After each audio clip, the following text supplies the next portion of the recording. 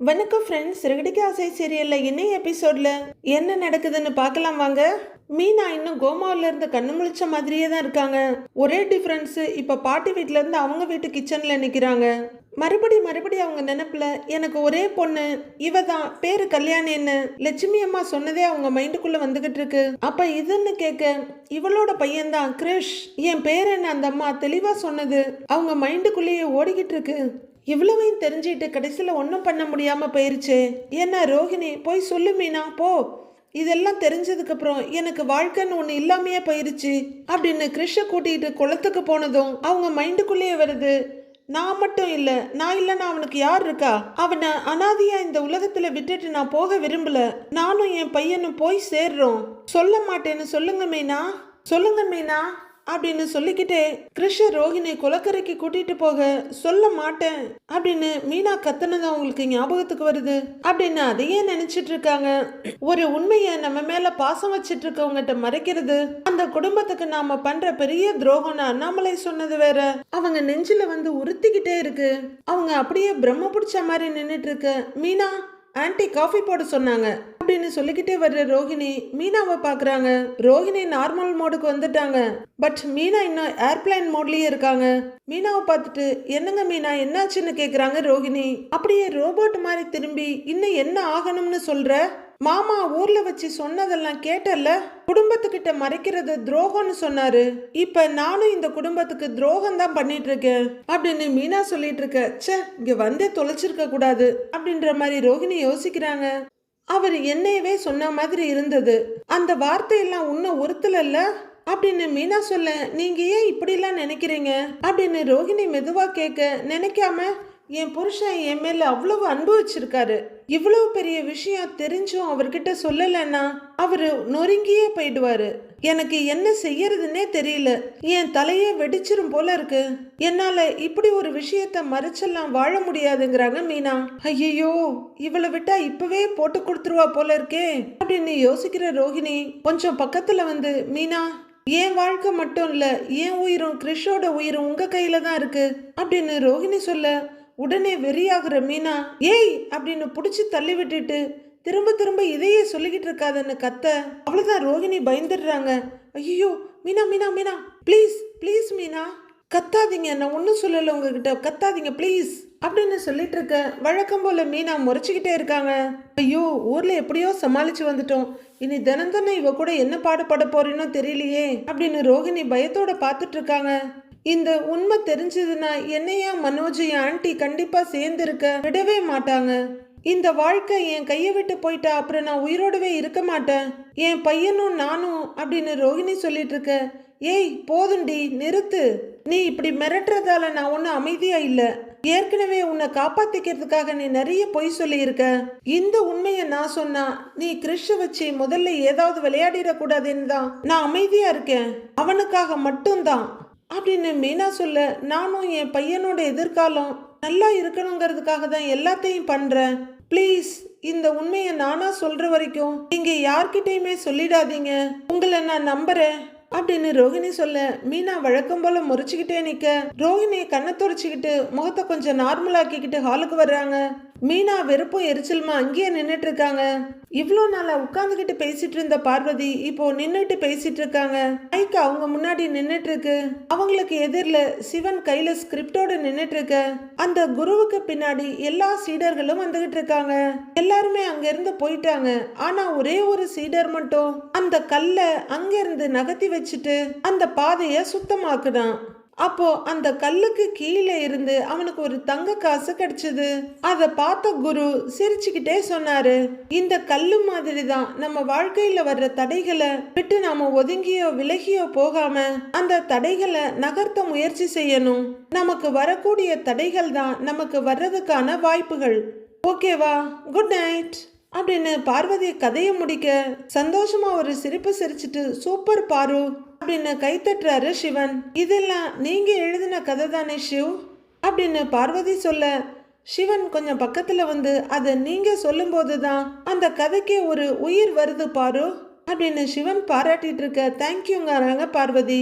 ஒரு வழியா விஜயா தொந்தரவு இல்லாம ரெண்டு பேரும் ஒரு மாதிரி நிம்மதியா இன்னும் க்ளோஸ் ஃப்ரெண்ட்ஸ் ஆயிட்டாங்க. பாரு சிவனு கூப்பிட்டுக்கிற அளவுக்கு. அப்போ விஜயா வர, வா விஜயாங்கிறாங்க பார்வதி. நான் ஊர்ல இருக்காதப்போ சிவன் சார் தினமும் வந்துட்டு இருக்காரு போல அப்படின்னு விஜயா கேட்க, ஆமா மாஸ்டர், ஒரு நாளைக்கு 2-3 வீடியோவாவது போட வேண்டி இருக்கு, நிறைய வியூஸ் போகுது அப்படின்னு சிவன் சொல்ல, கடைசியா போட்ட வீடியோவுக்கு 50,000 வியூஸ் வந்திருக்கு விஜயா அப்படின்னு பார்வதி சொல்ல, சிவனும் ஆமாங்கிறவரு, இப்பதான் ஞாபகம் வந்தது, ஒரு நிமிஷங்கிறவரு அந்த ட்ரைபாட் எடுத்து ஓரமா வச்சுட்டு குடுகுடுன்னு ஓடி போய் ஒரு கேக் எடுத்துட்டு வர்றாரு. அந்த பெரிய கேக்கை பார்த்துட்டு விஜயா அப்படியே நின்னுட்டு இருக்க, என்ன சிவன் இதுன்னு கேக்குறாங்க பார்வதி. 100K வியூஸ் வந்திருக்குல்ல, அதை செலிப்ரேட் பண்றதுக்காக கேக் வாங்கிட்டு வந்திருக்கேன், இன்னைக்கு கேக் கட் பண்றோம் அப்படின்னு அவரு சொல்ல, பார்வதியுமே ரொம்ப சந்தோஷமா நைஃபை கையில வாங்கிக்கிறாங்க. இப்போ கிளாஸுக்கு இன்னும் 2 ஸ்டூடெண்ட்ஸ் வர்றாங்க. பார்வதி மேடம், உங்க வீடியோஸை நாங்க ரெகுலரா பாக்குறோம், ரொம்ப நல்லா இருக்கு, வாழ்த்துக்கள்ங்கிறாங்க ஒரு லேடி. உங்க வீடியோவை எங்க வீட்டு பசங்க எல்லாம் விரும்பி பாக்குறாங்க, வாழ்த்துக்கள் மேடம்னு இன்னொருத்தரும் ஷேக் ஹேண்ட் கொடுக்குறாங்க. உங்க வாய்ஸ் அப்படியே லுலாபி மாதிரி இருக்கு அப்படின்னு அவங்க பாராட்ட, அது யாரு லொல்லுவாயின்னு கேக்குறாங்க விஜயா. உடனே பார்வதி விஜயா கிட்ட திரும்பி, ஐயோ விஜயா, நான் பேசுறது அப்படியே தாலாட்டு பாடுற மாதிரி இருக்கான், அதைத்தான் சொல்றாங்கன்னு பார்வதி சொல்ல, ஓஹோ அப்படின்னு பயங்கர எரிச்சலா பொறாமையோட முகத்தை திருப்பிக்கிறாங்க விஜயா. பாரு வாங்க பாரு, கேக் கட் பண்ணலான்னு சிவன் கூப்பிட, என்ன பாருவா அப்படின்னு விஜயா கேட்டுட்டு நிக்க, நீங்களே கட் பண்ணுங்க சிவுங்கிறாங்க பார்வதி.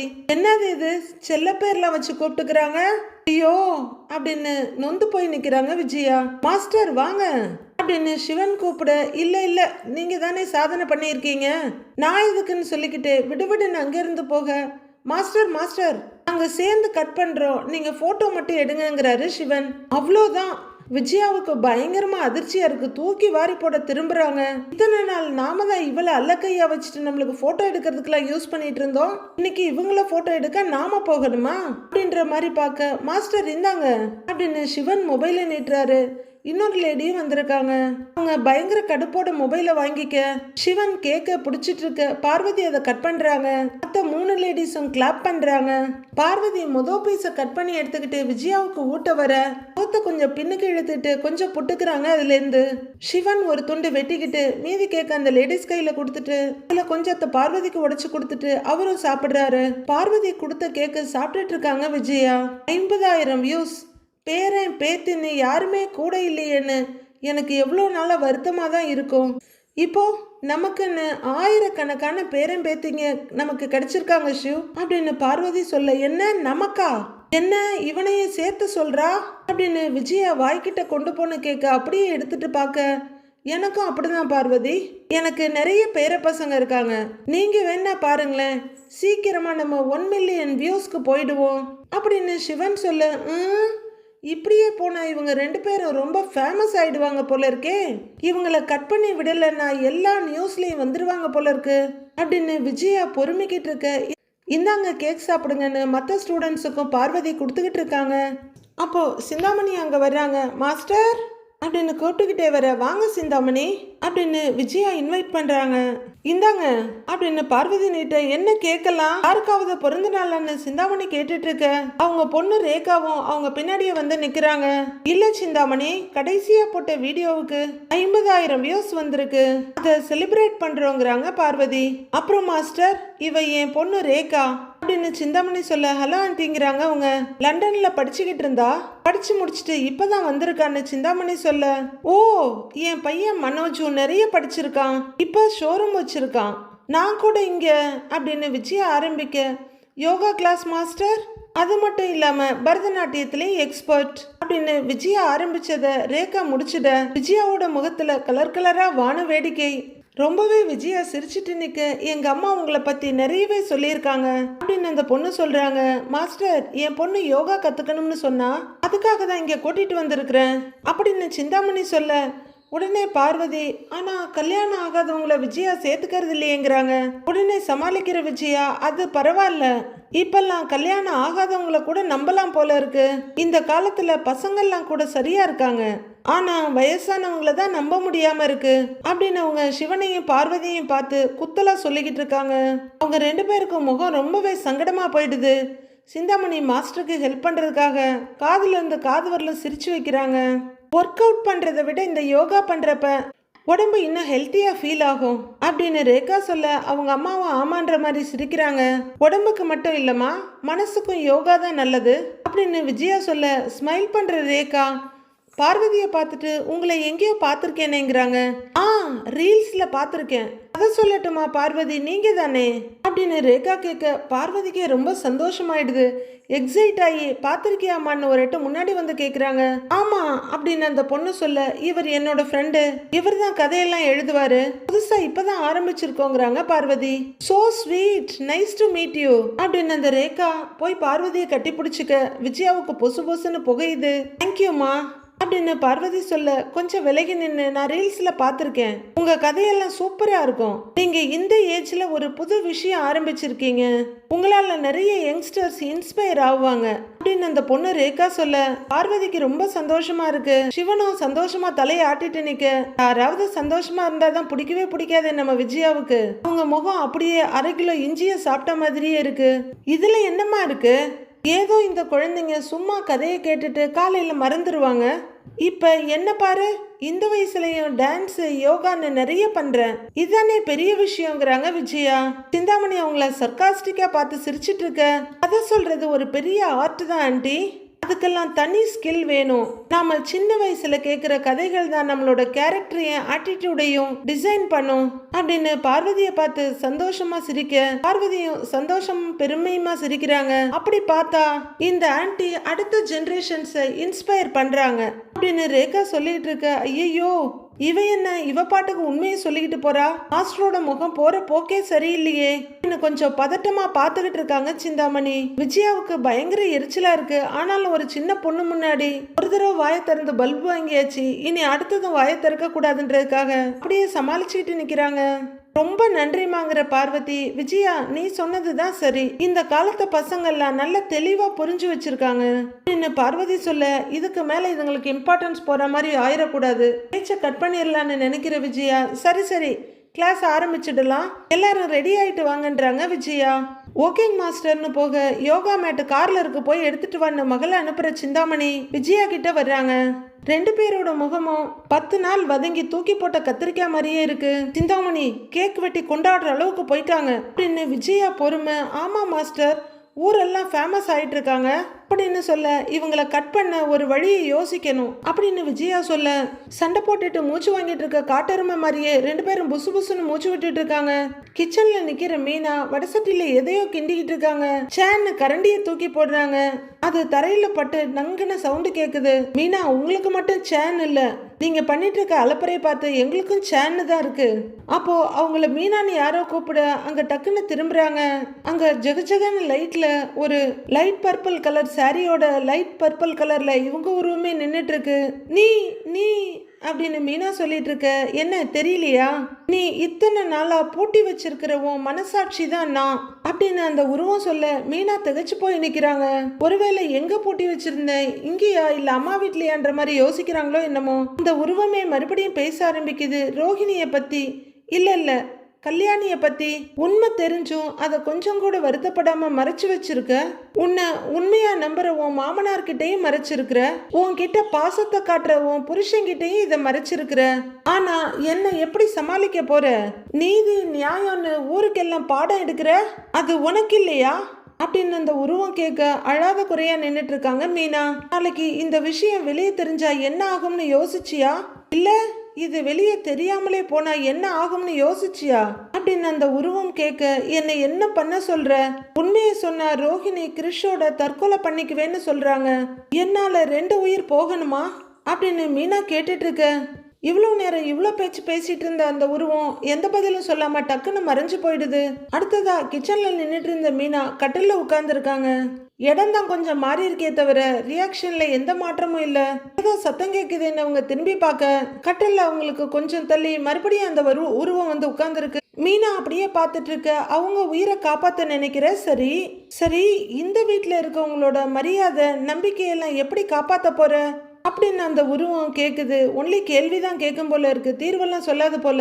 நீ சொல்ற அந்த மரியாதை நம்பிக்கையை விட 2 உயிர் பெருசு இல்லையாங்கிறாங்க மீனா. அந்த கேள்விதான் என் முன்னாடி வந்து நிக்குது அப்படின்னு மீனா சொல்ல, கல்யாணி தற்கொலை பண்ணிக்குவேன்னு சொன்னது உண்மைன்னு நீ நினைக்கிறியா, இல்ல நீ எல்லார்கிட்டையும் உண்மையை சொல்லிடுவேன்னு நினைச்சு அவ பயந்துகிட்டு சொன்ன வார்த்தையா அப்படின்னு அந்த உருவம் கேட்க மீனா ரொம்பவே யோசிச்சுட்டு இருக்காங்க. இப்ப நீ இந்த உண்மையை மறைச்சா அவ சொல்ற பொய் வளர்ந்துகிட்டே போகும். நாளைக்கு இது எல்லாருக்கும் தெரிய வரும்போது இந்த குடும்பம் என்ன ஆகும்? செதறி போயிடாதா அப்படின்னு கேள்வி கேட்டுட்டு அந்த உருவம் காணா போயிடுது. மீனா அப்படியே யோசனை கடல்ல விழுந்துடுறாங்க. அவங்க மனசு மாதிரியே உடம்பும் நிலை கொள்ளாம தவிக்குது. இங்க நிக்கிறாங்க, அங்க உட்காடுறாங்க, டைனிங் டேபிள்ல வந்து தண்ணி எடுத்து ஊத்தி குடிக்கிறாங்க. மறுபடியும் அவங்களுக்கு எதிரில் அந்த உருவம் வந்தாச்சு. மீனா திடுக்குன்னு டம்ளரை வச்சுட்டு பார்க்க, முதல்ல இந்த முடிவு எடுக்கிறதுக்கு நீ யாரு? அவளை பத்தி தெரிஞ்சும் சொல்லாம இருந்தா அவ செய்யற தப்புல உனக்கும் தானே பங்கு இருக்கு அப்படின்னு அந்த உருவம் கேட்க, நான் அவளுக்காக இதை யோசிக்கல. கிரிஷ் பாவம், அவன் நல்லா இருக்கணும், அவனை வச்சு ரோஹிணி எதுவும் விளையாடிடக்கூடாது, அவன் வாழ்க்கை பாலாயிடக்கூடாதுன்னு மீனா சொல்லிட்டு இருக்கும் போதே, அப்ப இந்த குடும்பத்தோட நிலைமை, உன்னை நம்புற உன் புருஷனுக்கு தெரிஞ்சா அவர் உன்னை ஏத்துக்குவாரா? உன் அத்தை மாமாவுக்கு தெரிஞ்சா அவங்க என்ன ஆகுவாங்க? இதெல்லாம் யோசிச்சு பாத்தியா நீ அப்படின்னு அந்த உருவம் அடுக்கடுக்கா கேள்வி கணைகளை மீனா மேல வீசிக்கிட்டே இருக்க, மீனா அந்த சொல்லம்புகளோட வலி தாங்க முடியாம தகச்சு போய் பாக்குறாங்க. மறுபடியும் அந்த உருவம் காணா போயிடுது. மீனாவும் அந்த உருவம் ஓடி பிடிச்சு விளையாடட்டும்னு வீட்டுல ஒருத்தர் இல்லாம இருக்காங்க போல. அப்படியே மெதுவா நடந்து வந்து சோஃபால உட்காடுறாங்க மீனா.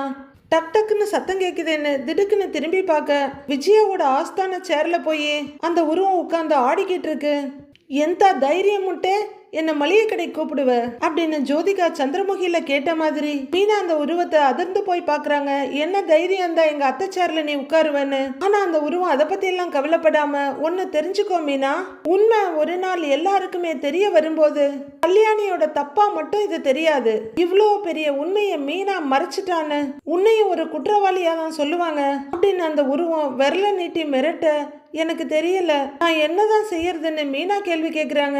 உண்மையை சொல்லணுமா இல்ல நான் அவங்க உயிரை காப்பாத்தணுமா அப்படின்னு மீனா கேள்வி கேட்க, இப்ப அந்த உருவம் பதில் சொல்லுது, கல்யாணி உயிரை விட்டுருவேன்னு சொன்னதெல்லாம் உன்னை மிரட்டுறதுக்கு தான், உன்னை பயமுறுத்தி பாக்குற அவ அப்படின்னு அந்த உருவம் சொல்ல, அப்படி சொல்ல முடியாது, மானம் போயிடும்னு ரோஹிணி அந்த முடிவை எடுத்தாலும் எடுப்பா அப்படின்னு மீனா சொல்ல, இந்த குடும்பத்தோட மானம் மரியாதை கௌரவம் எல்லாம் உன் கையில இருக்கு.